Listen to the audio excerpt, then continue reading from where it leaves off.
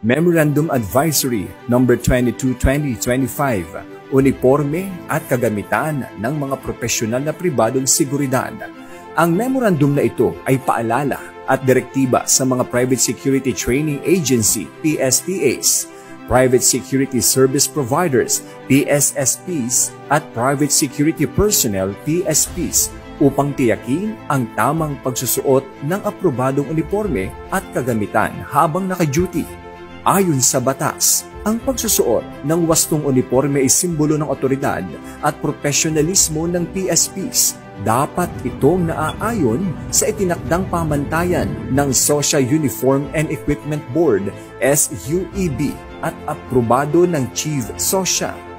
Ang mga training agency ay inatasang isama sa kanilang curriculum ang tamang uniforme at angkop na asal sa serbisyo.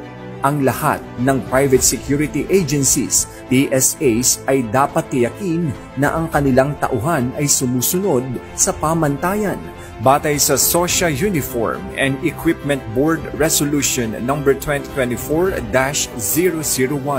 Ang lahat ng PSTAs, PSSPs at PSPs ay obligadong sundin ang direktibang ito at palakasin ang disiplina sa pamamagitan ng lecture at practical na pagsasanay.